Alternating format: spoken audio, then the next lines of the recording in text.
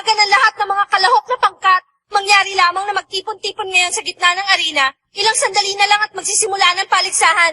Magkakasubukan na.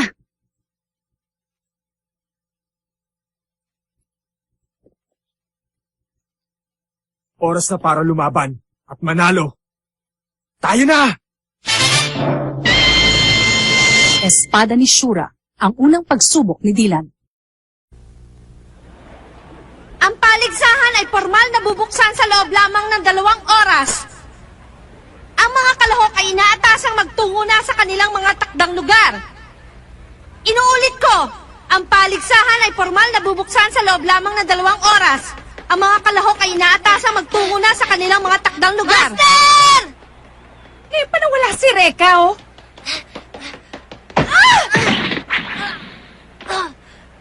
Aroy! Okay ka lang ba? Pasensya ka na. Nagmamadali kasi ako eh.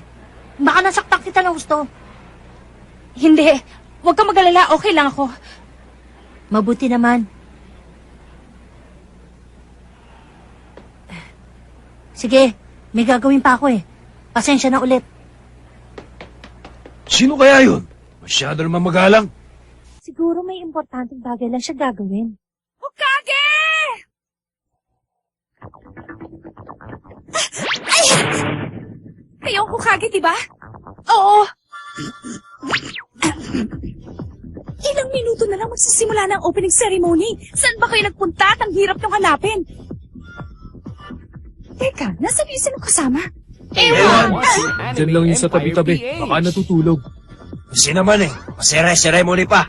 Inaisip tuloy na mamasyal na lang kaysa naman mapagod sa mga sipits-sipits na yan. Kaya dyan ka muna. Sige, kung gusto niyo ma-disqualify, eh. Ano? Ba't di mo lang sinabi? Hanapin niyo na siya. Kailangan kumpleto kayo bago magtalumpati yung tagapangasiwa ng paligsahan. Ano ba yan, mga baguhan? Ha? Akala mo kung sino? Ha? Teka! Ka na pa! Bumalik ka na dito! Sabihin mo nga hindi natin kasama mga ito?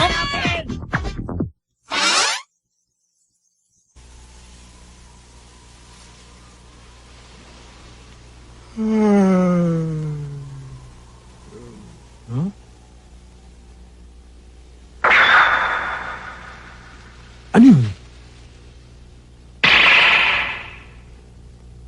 Mukhang hindi madaling makalabas dito ng basta-basta. Relax ka lang. Pabayaan mo sila. Magpasalamat ka nga at hanggang ngayon ay buhay pa tayo. Kanina ka pa ba dyan? Nauna ako sa'yo ng kalating oras bago ka dumating. Ano? Eh bakit hindi man lang kita nakita? Baka may iniisip ka malalim. Huwag ka mag-alala. Ganon talaga kapag may mga ganitong uri ng paligsahan.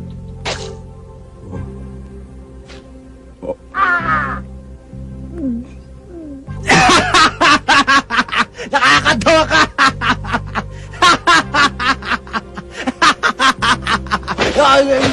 Ay!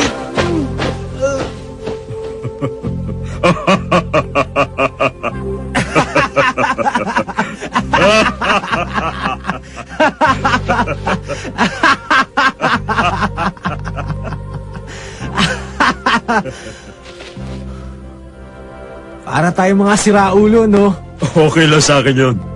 Kahit na alam natin magkalaban tayo sa paligsahang ito, pwede pa rin naman tayo magsaya. Hindi ko lang alam kung mabait ka talaga. Oh, isip bata ka pa rin. Rico, hindi ako isip bata, no? Siya nga pala, ako si Kukay. Mula sa pangkat ng Ku sa Tuhuko. Ako si Reka na busy ng Hokage team. Master! Oh, Saicho, ano problema? Eh kasi, Ganun ba? Reka, Hanabishi! Kailangan daw natin dumalo sa pagbubukas ng paligsahan. Ha? Kailangan pa ba yun? Reka! Nandito na mga kaibigan mo para sunduin ka. Ira! Nandito ako sa taas! Malaki ang posibilidad na magiging magkalaban tayo, hindi ba? Sigurado magiging magandang laban yon. Sigurado. Teka, yun yung lalaki kanina. Kuya Reka!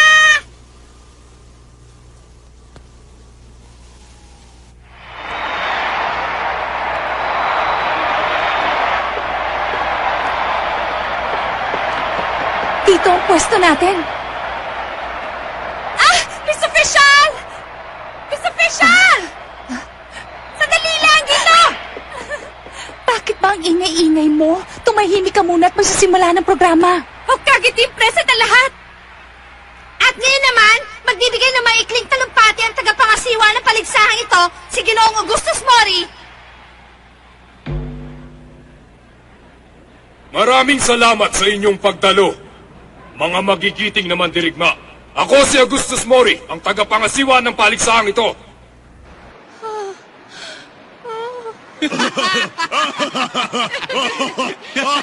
Please, give me a break. My name's Goron. Oh, Goron! You're so cute! Goron! I'm your fan! Can't go anywhere with you guys.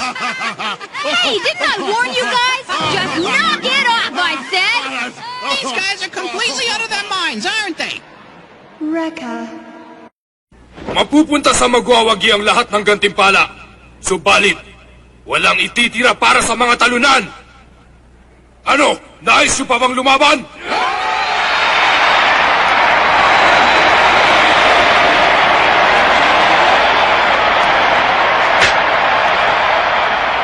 Binubuksan ko na ang paligsahang Urabuto Satsujin.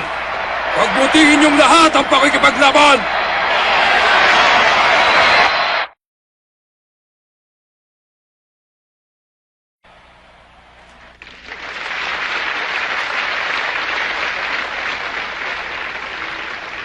Ginoong Mori, sana naman mas maging maganda ito sa nakaraang paligsahan. Oo nga. Huwag kayong mag-alala. Pero ang paborito pa rin namin ay manalo ang inyong anak. Mula sa pangkat ng Uruho Korinai, di ba? Hindi ako nakinig sa payo mo noon, kaya malaki ang natalo sa akin. Malaki. Ngayon, mananalo ka na. Iniutos ko sa pangkat ni Corey na sa bandang huli na pumasok sa paligsaang ito. Nang sa ganun, ang pinakamalakas ang makalaban nila. Ganun ba? Bakit hindi mo ituro sa amin ang iyong paboritong pangkat bukod sa iyong anak? Kailangan pa ba? Bueno, Opo. masdan ninyo ang team number 64, ang Hokage team. Sila ang tinatayang dark horse sa paligsaang ito. Pero imposible. Baka naman nagbibiro ka lang. Mukha pa sila mga batang musmos. Si Ginoong Mori talaga. Masyadong palabiro. Muntik na akong maniwala sa sinabi niya.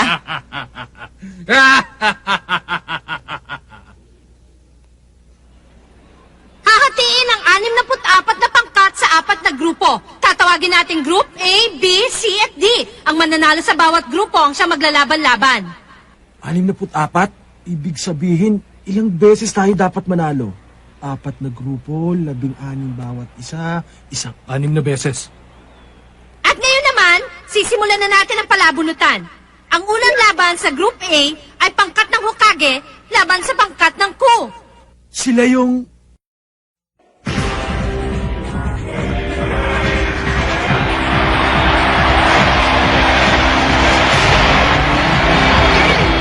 Ipinagkikilala mula sa Red Corner ang Hokage Team!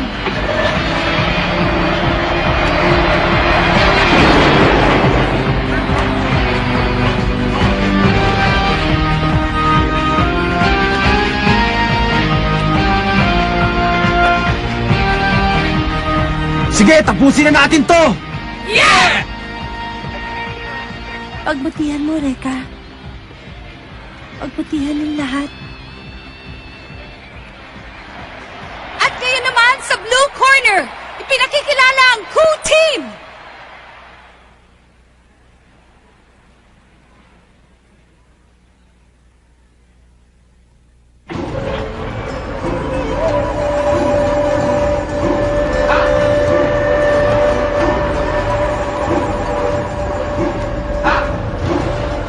Sige, galingan nyo!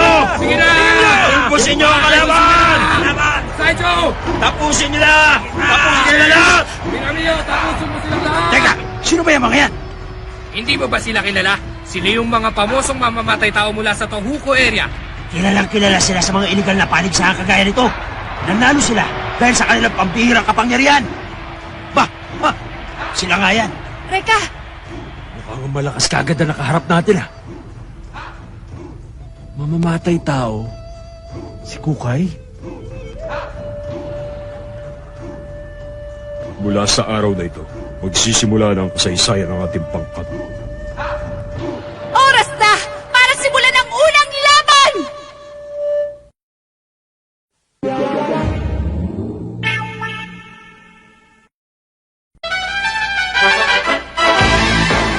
Unang round, Hokage Team! Dylan Mikagami, laban kay Daikoku ng Ku Team! O sige! Ikalawang round, Hokage Team Max Domon! Ako yun! Laban kay Minamio ng Ku Team! Ikatlong round, Hokage Team Aira Kirisawa! Walang panama yung mga yan! Bumaba ka rito at tayong magharap! Ku Team Fujimaru! Kaapat na round, Hokage Team Rega Hanabishi! Laban kay Saicho ng Ku Team! Opo! Ikalimang round, Ku Team Kukai! Sa Hokage Team, pagpipilian pa nila mamaya. Yun lamang po. Ano daw? Bakit ganun? Bakit lang sila? Laban sa pangkat ng buo? Oo nga! Pwede ba tumahimik kayo? Kahit apat lang kami, makikita nyo, mananalo kami! Pakiusapan po. Master Kukay, ikaw pala ang lalaban sa kanilang isasakripisyo eh. Ako naman ay handang-handa na sa aking laban. Sabik na nga ako makadaupang palad ng babaeng yun eh. Huwag kayo magsalita ng ganyan. Hindi sila madaling matalo. Alalahanin niyong inimbitahan din sila sa paliksahang ito. Opo! Wala akong pakialam! Kahit namamamatay tao pa mga yan, malalagot sila sa akin! Ipapakita ko sa mga nangasal sa atin kung gaano tayo kagaling sa pagtapos sa mga kalaban! Ha!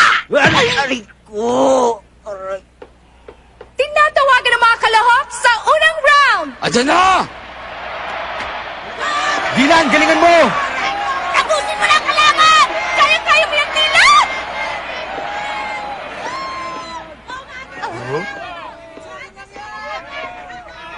Bakit? Ano ba, Dylan? Hindi pa nag-uumpisa, tumatakbo ka na! Ikaw lang gumagawa nun, Max. Ha? Ano sinabi mo?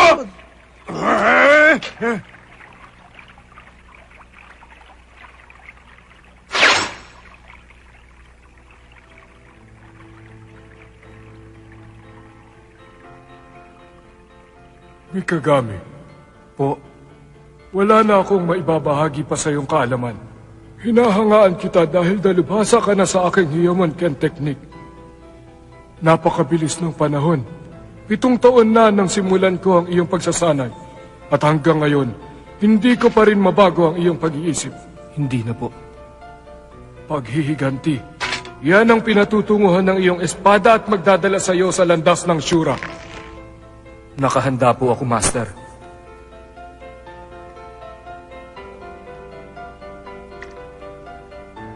Sa paghahangad kong magiganti, dinala ako sa landas na ito. Salamat, Master Kyoza Meguri. Isa ka pala sa gumagamit ng espada, ha? Yan! Hop! Hop! Hop! Hop! Hop! Ang pangalan ko ay Daikoku. Biyasa ako sa paghawag ng tungkod ng buo. Ang galing! Ngayon, alam ko na kung bakit siya una manlalaro ng ku. Ang bilis niya. Paano niya nagawang kontrolin ng tungkotay ng ganun kadali? Ibang klase talaga. Binasag na niya ang sahig, dinurog pa niya ang mga tumalsik na bahagi nito.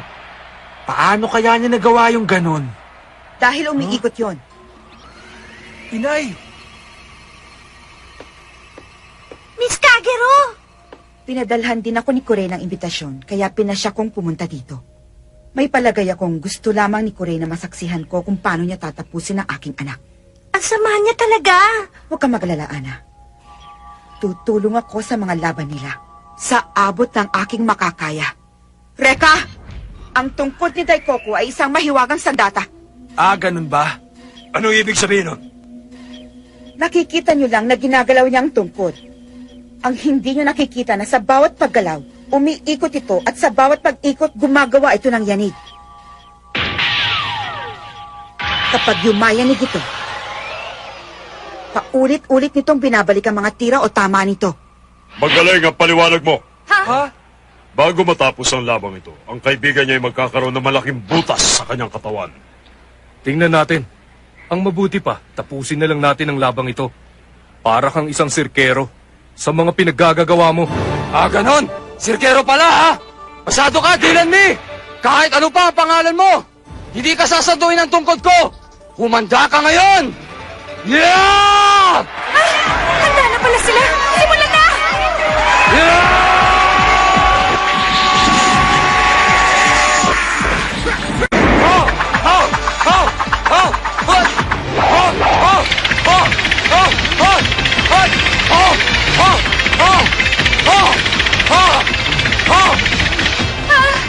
Paano niya nababasa ang galaw ng kalaban? Hindi yata si Dylan yan eh. Tsamba lang yan! Excuse me! Ako nga pala si Kondo! Ano daw ang target ako? Para mo, mabilis ka, ha?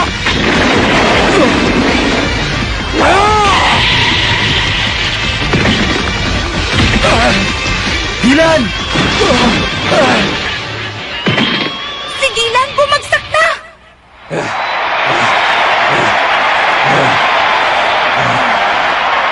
Tapos na ang laban. Hanggang dyan lang naman pala sila eh.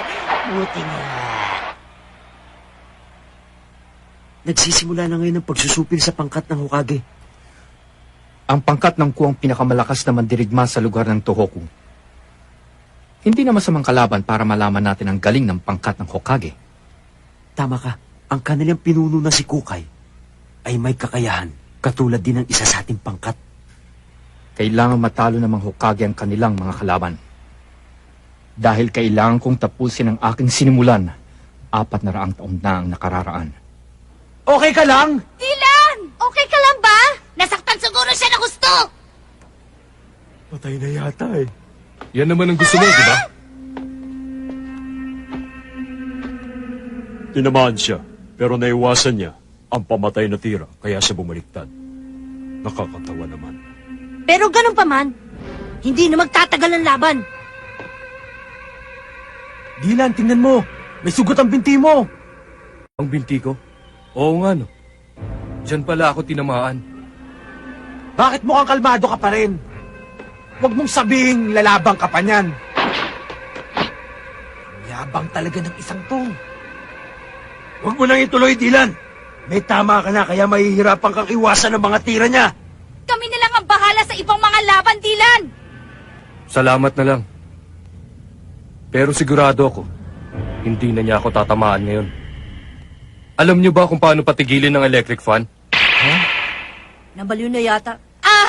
Dylan? May connection ba yan sa labang ito? Para tumigil? Eh di patay mo. Titigil ang electric fan pag nag-brown out? Ano ba yun? Ipapakita ko sa inyo ang aking sagot. Gamit ang aking Ensui. Tumubo ka na, Dylan! Ay, Goku! Tapusin na yung hambog na yan!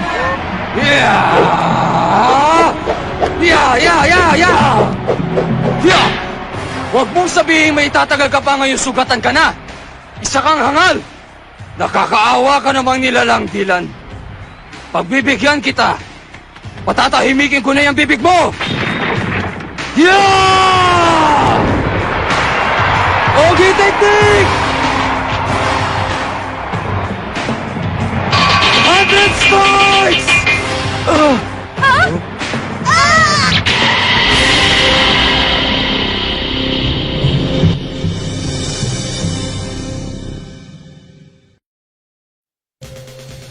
All right, everyone, it's Domon here. I'm gonna win this thing, no sweat. Huh? What happened to Tokia? Forget about him. Now, check out the ripped body I built while training in the mountain. Who needs a Madogu when I've got fists of stone? Hey, I said forget about Tokia. The spotlight belongs to me. Next, The Iron Fist fails. Domo's trump card. My fist will pulverize the earth.